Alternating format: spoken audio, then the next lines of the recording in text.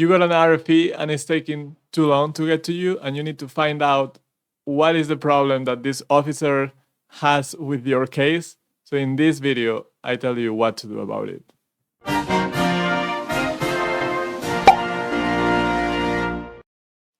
Hi, my name is Oscar and I'm not an immigration lawyer. In this channel, we talk about green cards like EB1A or EB2NAW where you can self-petition. That means that you don't need to have a company sponsoring you and you don't even need to hire a lawyer, saving quite a bit of money. Let's talk about RFEs. We have discussed RFEs in a few videos in this channel. Here I have an example of that. This is the latest video I did on RFEs where I tell you what is the number one RFE reason in the EB2NAW green card category. So take a look at that. That may make you a little bit more prepared to not have an RFE in the first place, because that is the best way to deal with an RFE, to not get the RFE. But also you should know that it's not the end of the world. You can still win your case by responding that RFE effectively. But to respond the RFE, you need to know what the issue is, what the officer found in your case that is deficient, that they are not convinced by.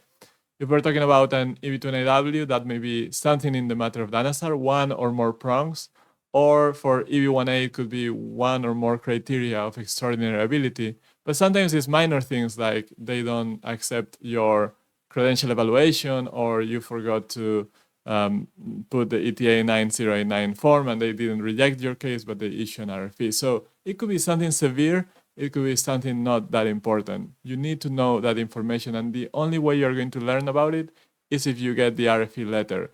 USCIS doesn't issue electronic RFEs. Unfortunately, I hope at some point they will, because it makes no sense that everything is so paper-based. But as of the recording of this video, RFEs will come in paper form, okay? And that's the key here. Paper travels by postal service, and sometimes you are very far from USCIS. A lot of times you will be abroad. Many of you are abroad. So that will take a long time, and sometimes things will happen with the mailing services. Packages are lost, letters are lost. So you want to have some way to reach out to USCIS to let them know that you haven't received that RFE. So your journey starts when you open your USCIS website, put your receipt number, and you get a message like this one, the news, the bad news that you got a request for evidence. We all hope that our case is approved immediately, instead of passing through this intermediate step, which is the RFE. But sometimes this is the reality. It happens. RFE, you got it. You saw it in the website, and you see when they requested that additional evidence, in this example, September 5th.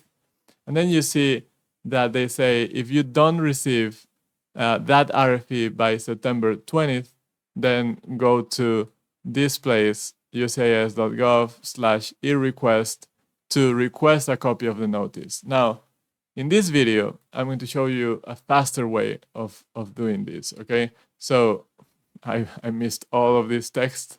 You need to breathe, wait a few days to get the letter in the mail.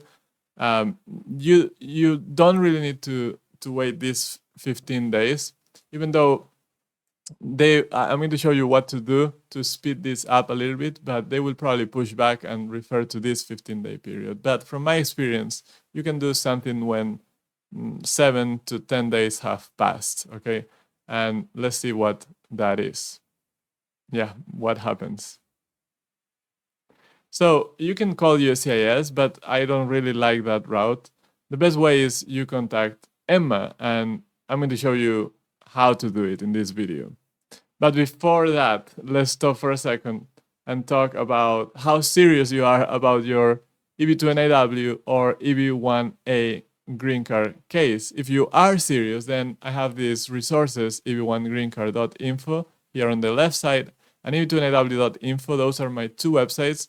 You can get there and find tons of information about these two green card categories where you can self-petition.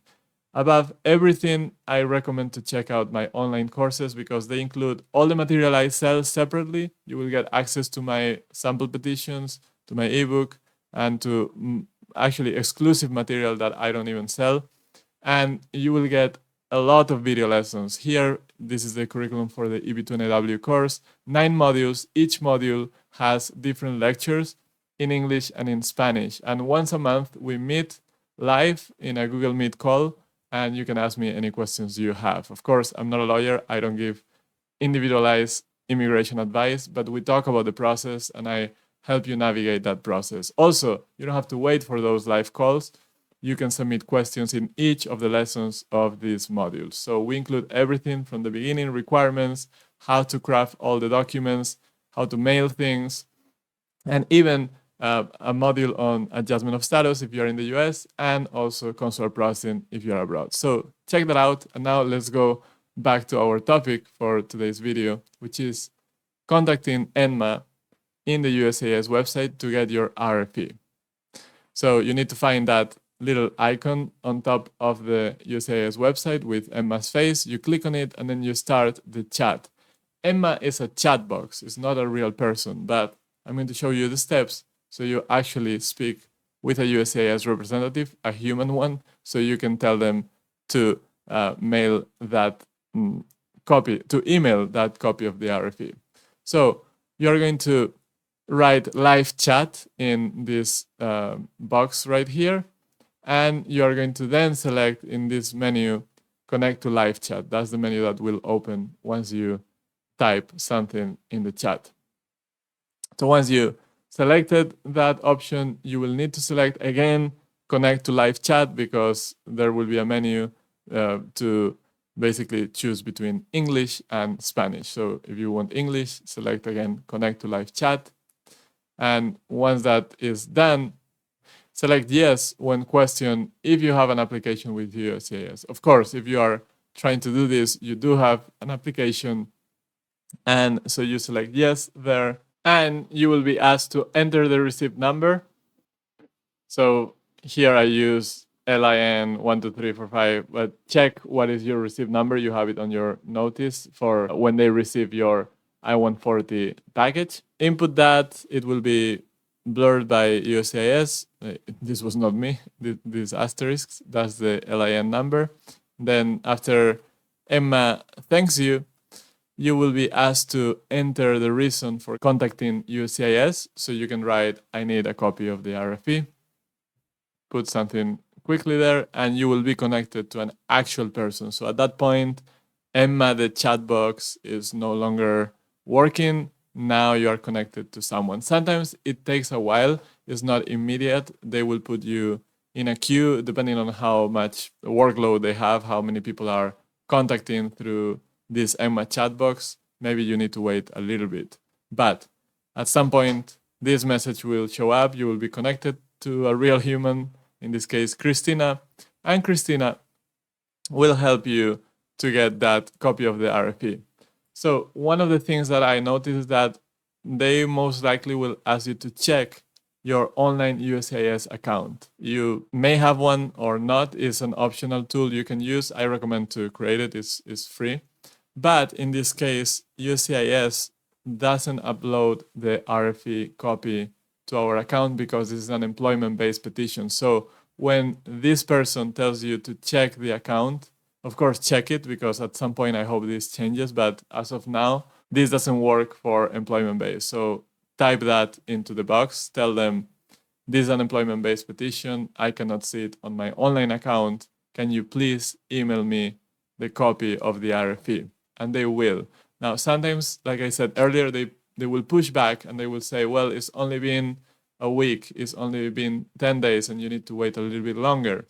But try to push them and said, well, I need to address this RFE as quickly as possible. This is a complex case. It's an I-140 for EB2NAW or EB1A, and I need all the time I can get. Because remember that USCIS will not discount these days, okay? They will usually they will give you 90 days to respond from the day they issue the RFE. So you are wasting time. The time you are waiting for the mail to get to your home is wasted time. So make sure you push them a little bit, because we know for a fact that they can do this.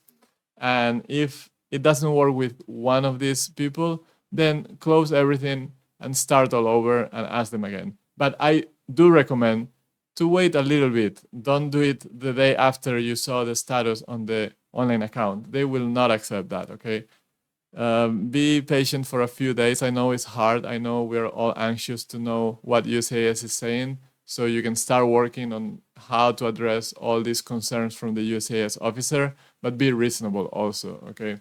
So don't try to abuse this because they will just not give it to you, okay? But I know this works. I know many people have used this tool, and this is just the first video in this new series where I'm going to show you tricks that you can use with USCIS on how to contact USCIS to get something out of them that doesn't seem to be that easy.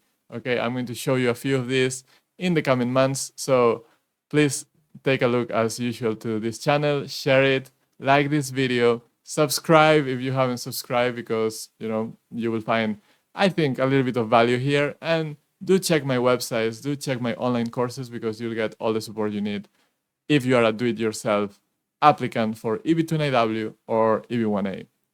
Thank you as usual and good luck in your EB2NIW or EB1A green card journey.